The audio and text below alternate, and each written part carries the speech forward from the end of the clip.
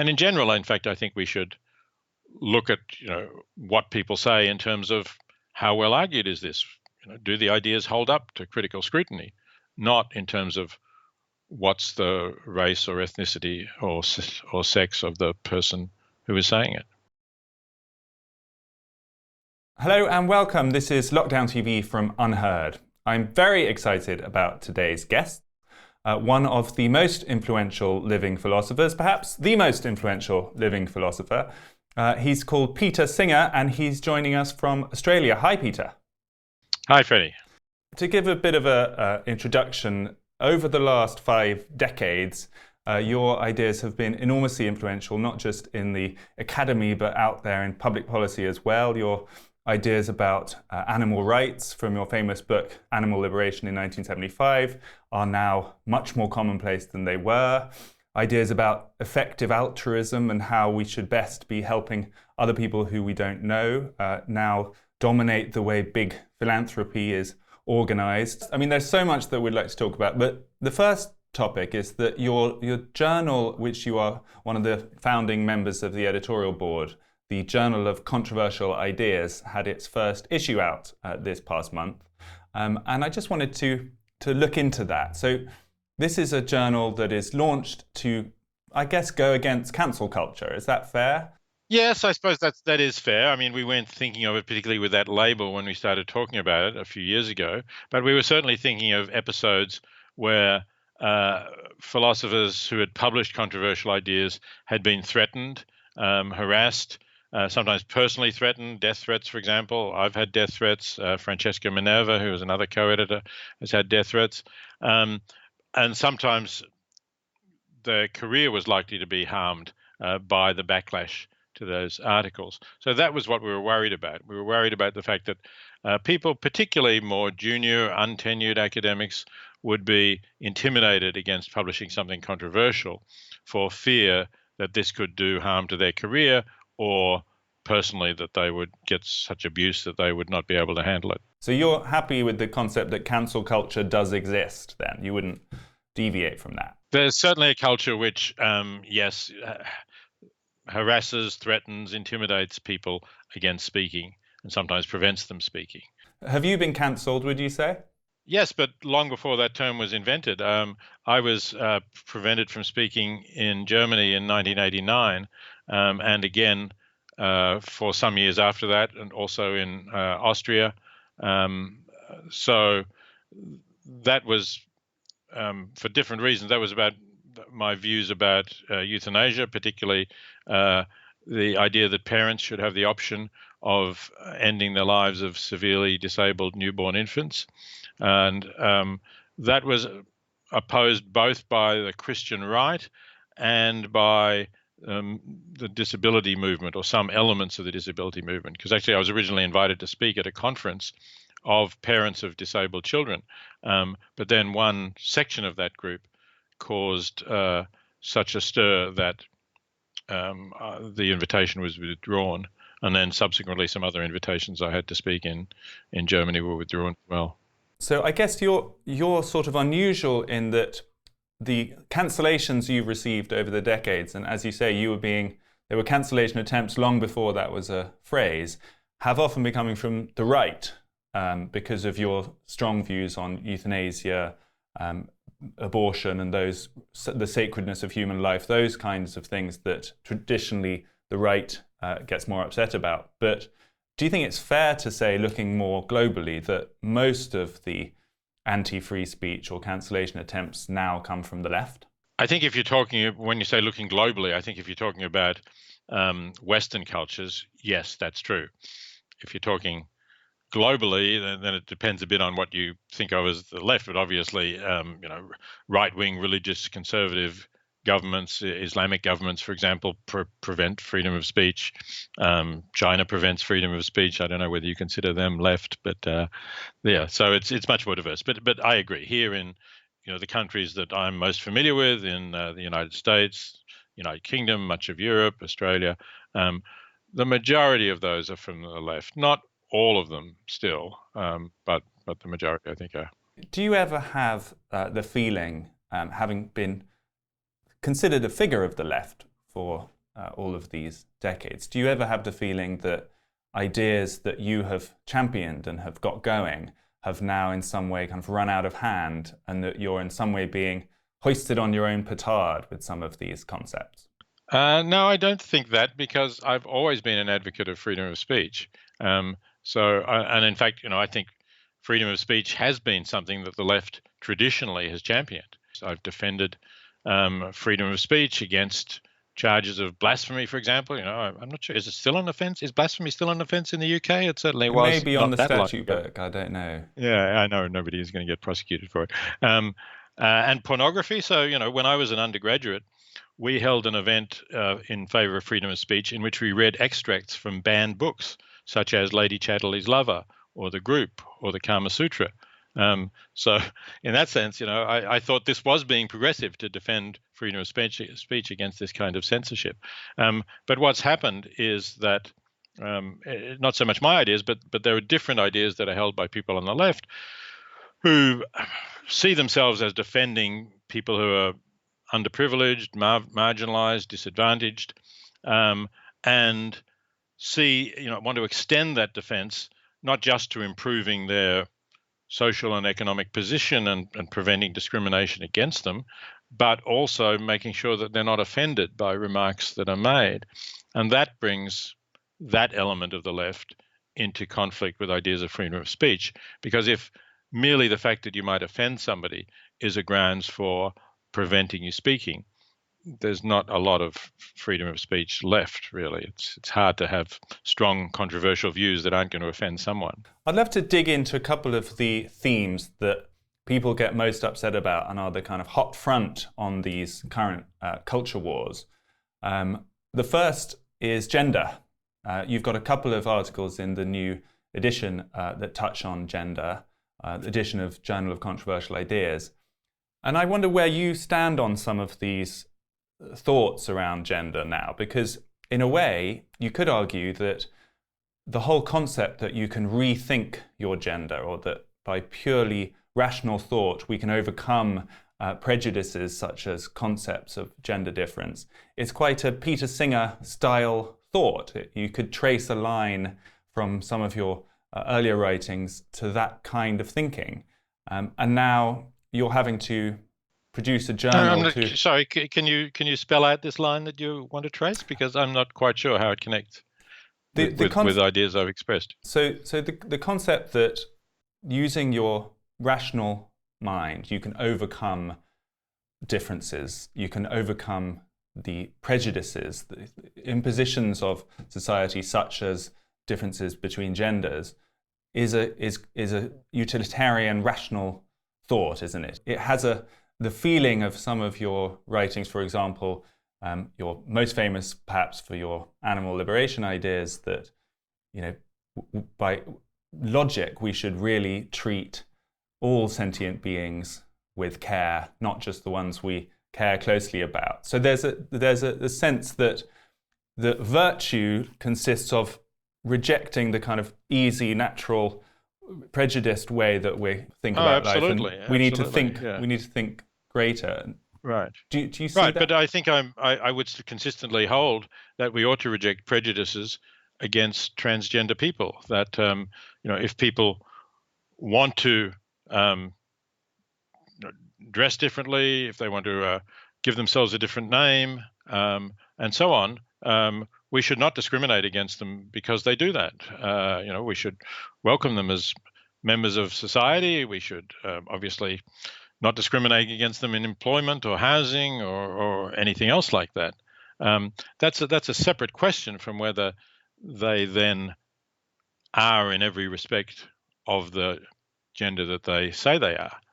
I suppose it's more a mood that, if one is put into the world in a way that seems given, and there is a sort of natural order of things, is the more, I guess it's the conservative view that one should more sort of roll along with that, whilst the more progressive idealist view would be that we need to rethink that and be thinking of first principles and rejecting structures, traditional patriarchal structures, and reorganizing society in a grander way. So I suppose there's a mood connection there, and a lot of these ultra progressives on university campuses are planning to rethink society, rethink definitions of gender from first principles, which has the same sort of level of ambition as you're writing.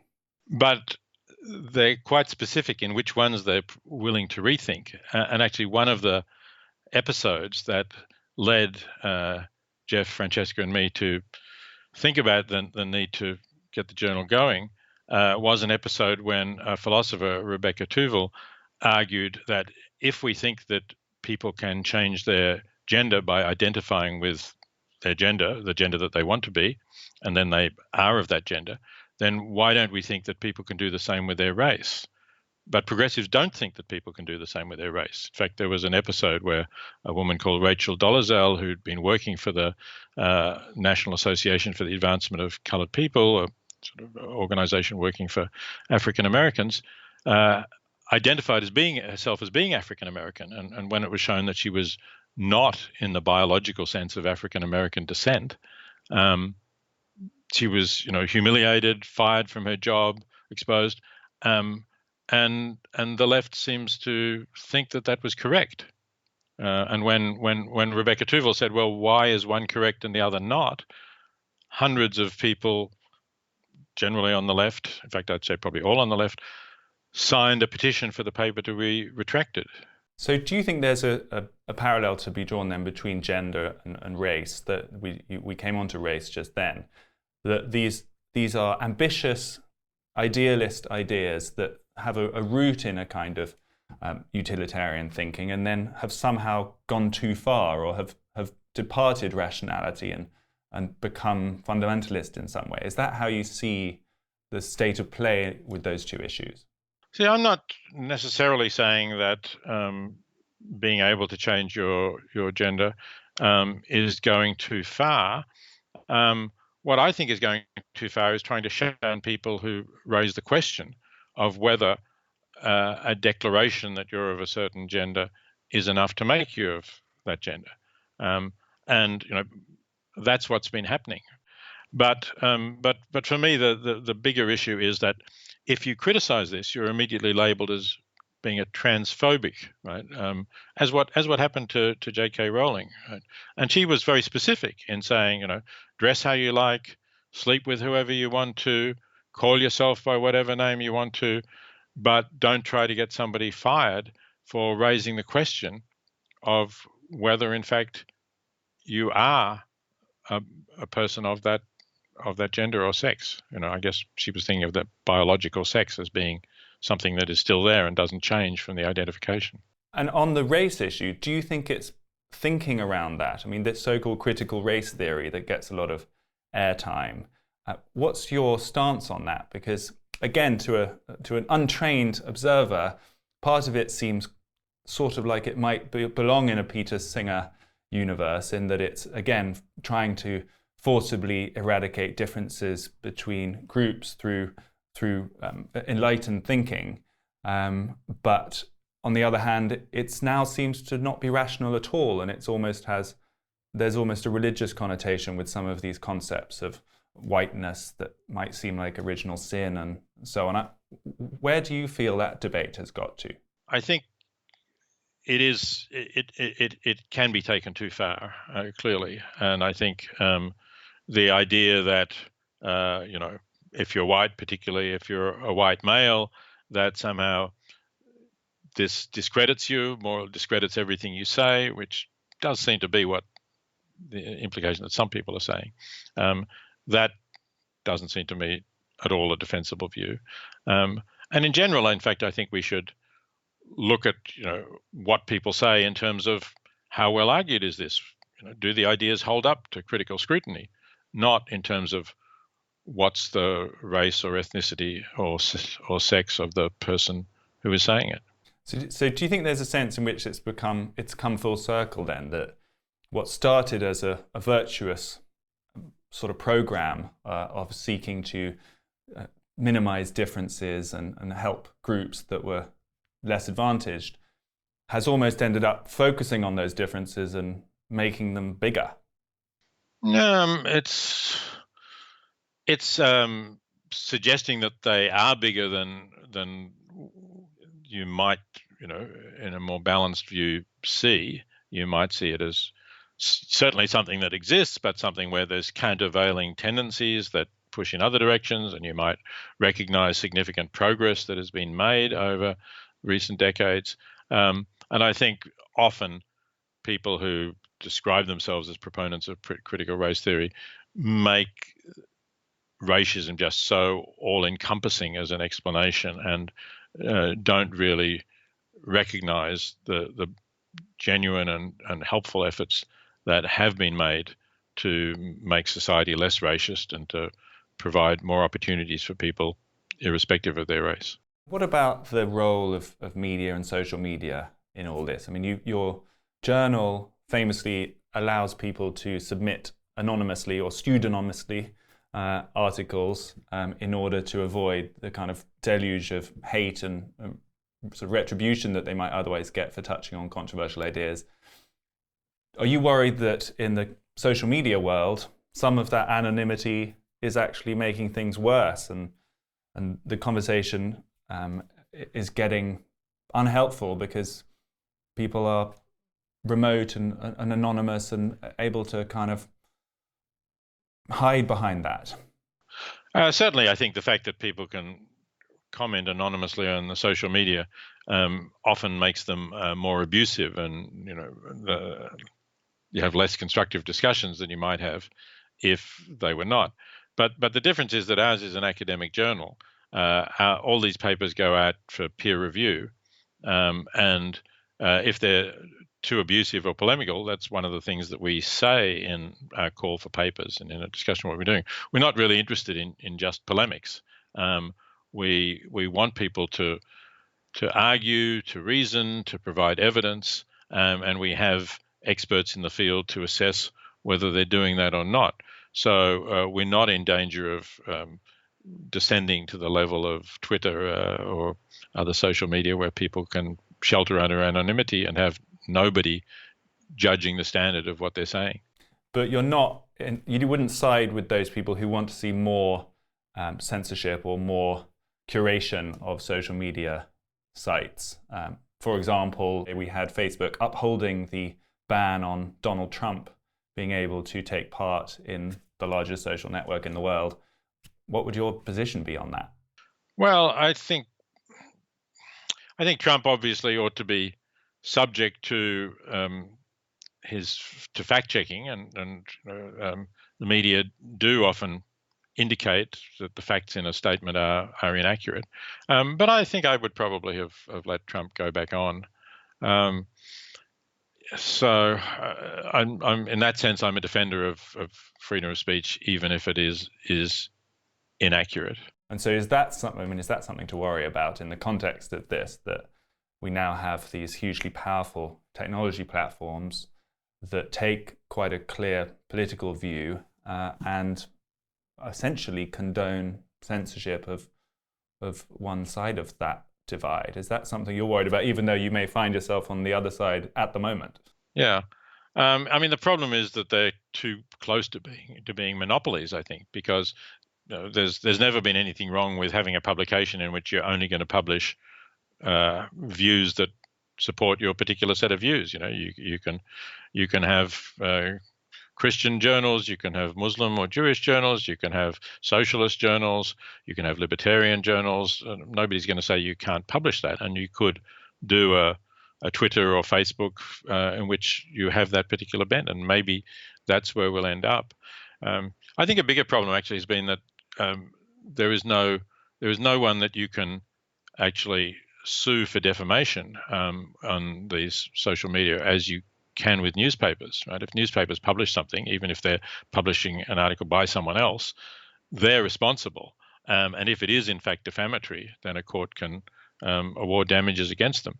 But you can't award damages against Twitter or Facebook, and so people can say these absurd things, very damaging things, and there's no realistic legal remedy. Would you support some ideas that are out there of trying to make? I support the idea of saying yes, that those platforms ought to be able to be held legally responsible for opinions that they publish. May I ask about a slightly more general idea for a moment, Peter, which is that the political application of some of your thoughts over the past decades, my contention, which I'm ready for you to bat down, is that some of the populist backlash that we've seen in the past few years has actually been a reaction to ideas of universalism, that utilitarian ideas of universalism that you are one of the most famous proponents of,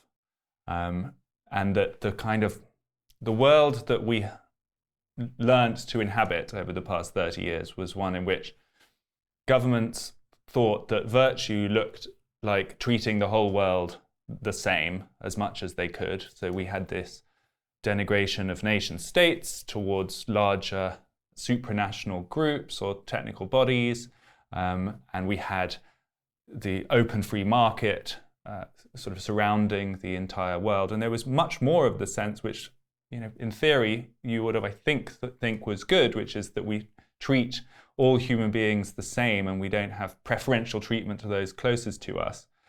And in some way, from 2016 onwards, there has been a big rejection of that. And from Brexit to Trump to all of the other populist revolts around the world, there was a sense that, no, we want to be able to have preference for those people we know best. And we don't think it's in any way morally bad to choose the things we love and the culture we love over the more remote parts of our species. Do you think there's any truth in that? So I think there's some truth in the fact that ideas that I wrote about in my book, One World, the first edition of which was published in 2002, I think, where it seemed like the world was opening up to more global institutions, where the International Criminal Court had been founded, which meant that people could not hide if they committed crimes against humanity or genocide. There was an international body that could try them. There was somewhat more free trade, which was controversial, but I think had some benefits. There was the idea of a responsibility to protect peoples against genocide, so that you could intervene to prevent that, as with the NATO intervention in Kosovo and the UN intervention in Libya. And things did start to go a bit backwards after that, as you say, because of the rise of some populist movements. And in particular, the Brexit vote and the election of Donald Trump were certainly setbacks for that. I've never been sort of absolutist about these things. For example, I've never been an advocate of open borders, although in theory I think a world with open borders would be great. But as a matter of political pragmatism, I've never thought we were ready for that.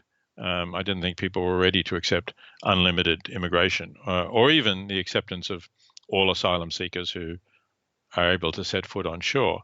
That didn't seem to me to be something that people could accept in a world in which there was so much more mobility than there was when the Geneva Convention was originally signed.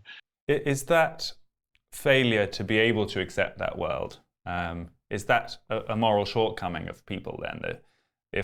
That both shown, as you put it, in the Brexit and Trump votes, but also in our inability to want to open our borders and treat everyone equally. Is that a moral shortcoming that we should regret, or is that a fact of human nature that we should celebrate? I think it is a moral shortcoming. I think it's both a fact of human nature and a moral shortcoming. I think it's a fact of human nature that we should not celebrate, because it shows that we have an element of xenophobia, fear or hatred of strangers in our nature. And I accept that is part of our biological nature. I don't deny that. And reason and ethical argument is not always powerful enough to overcome some of these facts of our nature. We have to accept that. I wrote a book many years ago called A Darwinian Left, in which I urged the left to accept that Darwin was right about the evolution of human nature and Karl Marx was wrong, because Karl Marx thought that there is no human nature, that it's all shaped by the economic basis of society. and it would change. That if you eliminated private ownership and had social ownership of the means of production, you would also have humans with a much more social nature.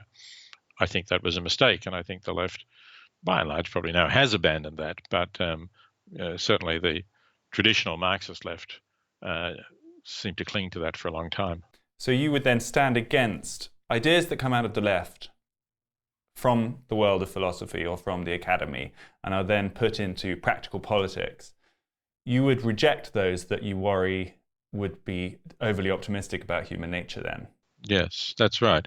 Yeah. So, for example, if the left says, on the basis of the sort of universal cosmopolitanism that I like, if they say we should accept everybody who arrives on our borders, if they're seeking asylum, we should accept them. That would be wonderful. But given the way people are, at least at this particular time, that is going to mean the election of Donald Trump, the election of Boris Johnson. It's going to mean Brexit. It's going to mean the election of regimes like we have in Hungary and in Poland to some extent. And I don't support those regimes. And they not only are they bad for people who refugees who want to get into those countries, they're terrible for climate, because these people, obviously also don't really take action about climate change or even deny that climate change is real. They stir up racial hatred, as certainly Donald Trump did, and they don't really care that much about underprivileged people either. So, you have to think about the cost of saying this is the right policy, therefore my political party or the political party I support should adopt it, because if that means they're going to lose, and they're going to lose out to some nasty right-wing government, that's not a good result. So you want a more clear-eyed, more pragmatic left, I suppose. I think you have to be pragmatic, yes. Perhaps the most salient example of this kind of tension in recent years was the refugee crisis of 2015 in Europe, where we had huge numbers of refugees coming out of the Syria conflict. And Angela Merkel famously said, we can handle it, we can take it, let them come, in Germany. And they welcomed over 1 million refugees. My own country, Sweden, took well over 100,000, I think over 200,000 refugees during that year. This is a country of 9 million people. At the time, that was animated by just your kind of thinking, wasn't it? It was your famous 1981 book, The Expanding Circle, of how we should have care for those beyond our immediate proximity, and that hopefully the progression of society is to have more and more care to those further and further away. It was that sort of impulse that animated those decisions, and at the time it was a hugely exciting decision on the left that Angela Merkel made. It now seems possibly to have fallen foul of the rule you just gave, which is that it was over-optimistic about human nature and it's produced a backlash. Were you in favour of it at the time, and what do you think about it now? So I was concerned about it at the time, actually. And although you're right that in one sense it was part of the view that I hold, Merkel in particular, and a lot of people supporting asylum seekers said they have a right to asylum. Once they set foot on our shore, they have a right to asylum. And rights views are, of course, contrary to utilitarian views. They don't consider the consequences. They just say, if you have a right, I must not violate that right. I must protect you in that right. And so I was concerned that this was a rights-based view that was not taking account of the possible consequences and might end up going too far. And interestingly, Merkel, having made that dramatic statement, which, by the way, in one sense, I really admire, given Germany's racist past. This was the biggest break with that kind of racist past that Germany has had, even bigger than Willy Brandt's famous gesture of kneeling before the Holocaust memorial. So I admired it in that sense, but I was worried about it. And Merkel has now really backed away from it. All right, she's not saying, and nobody in Europe is now saying, we must accept every asylum seeker who sets foot on our shore, or we must, admit them and give them due process and judge their asylum claim. asylum seekers are being kept out of the European Union now. So do So you now think it I was a guess. mistake looking back? Well, I think actually Germany has done pretty well. I mean, it looked dangerous because the alternative for Germany, the right-wing party, did pick up a large number of votes, and that could still have bad consequences. But let's hope that it peaked and won't be so big again. And it may be that Germany has accepted. And of course, it was a wonderful thing for the Syrians, whose country had been devastated, and who now got a safe place to live, whether it was Germany or Sweden or wherever. So if in fact the consequences for Germany are not terrible, then okay. I mean, Then even in Sweden, we've seen a big upsurge in the very right-wing party, the Swedish right. But Democrats. you haven't had governments like the governments in Hungary or Poland, Not yet. which have taken which have taken over, and you haven't had consequences like Brexit either, right? Neither. I think Poland has talked about leaving the EU, but it hasn't, and probably won't, I think. So it's quite a sophisticated lesson you're giving people then. If we want to follow the Peter Singer view on politics, it's that we should aspire to a sort of universalism, and we should do our best to treat people in faraway places that we don't have immediate knowledge of with as close to equal care as people that we have in our immediate proximity. But we need to constantly have a mind to the practical implications of these policies and the limitations of human nature. So don't get too idealistic, because then you get in trouble. Is that? That's right, I think. Yeah. And certainly in a democracy, you can't get too far ahead of where people are. You have to bring people along with you. And I think you can do things to do that. And sometimes political leaders should do more than they are doing to bring people along with them. But you do have to pay attention to where they are at and not get too far ahead of them. I guess the difference that would still remain then between you and people more on the right would be that people on the right would actually celebrate that instinct to prioritize the people closest to you in some way. That the distinctness of cultures is a particular joy, and that it's actually virtuous to look after your people. Yes, I think that's right, and perhaps some of them would say, and what's more, our particular people, our culture is better than that of other people, and that's why we want to preserve it. And I don't want to support that kind of thinking. I want to support more openness to other people. I want to support cultural diversity. I have no objections to people keeping up their cultural traditions. In fact, I think that's part of a multicultural society, that people do that, but not in the sense of saying we want to keep the others out.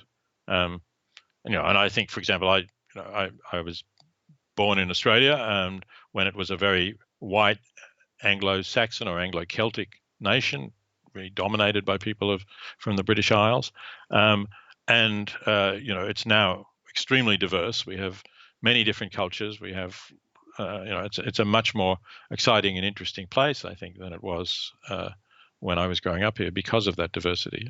Let's talk about your latest book, Peter, The Golden Ass. I say it's yours. You've edited and given an afterword to it. This is quite a distance from the political things we've just been talking about, in that it's a new translation of a Roman novel.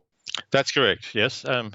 It's distant, except that I was kind of hinting at it when I said I can't turn myself into a donkey just by identifying with a donkey, because that's what the book is about, The Golden Ass. There it is. This illustration, by the way, by Russian twin sisters, Anya and Varia Kendall, who have done a range of illustrations throughout the book. But as you said, it's a Roman novel. And to me, that's already a remarkable thing, because when I went to school, I wasn't told about Roman novels. I was told that the first novel was Gulliver's Travels, which I now recognize as a very Anglo sort of viewpoint, because obviously Don Quixote is 100 years earlier than Gulliver's Travels, and that's a novel. And then when we really get beyond Europe, the Tale of Genji, the Japanese 11th century work, is a novel. It is much older than anything that was produced in Europe after that, well, older than Cervantes anyway. But this is a novel which was written in the 2nd century of the Common Era. Apuleius was born in the reign of the Emperor Hadrian and died probably in the reign of Marcus Aurelius. And it seems to me absolutely undeniable that it's a novel. It does have in the full original version some embedded stories in it. So it's about a man who gets turned into a donkey because he dabbles in magic rather foolishly and has a bit of bad luck and becomes a donkey and can't get out of it for some time. So is that what attracted you to it then? That for someone who has invented the concept of speciesism and wants us to realize that animals are conscious creatures too, the Romans got there first. Yes, that's right, and actually had enough empathy or Apuleius had enough empathy with a donkey to describe various forms of cruel treatment that donkeys were enduring in the Roman Empire, from having to carry heavy loads, getting beaten with sticks, to occasionally being the victim of purely sadistic pranks, but also being effectively a slave, being chained to a millstone and having to turn the millstone, walk round and round endlessly in circles, with human slaves beating him if he doesn't do this. There's a lot of empathy with animals, and that was certainly what first attracted me to it.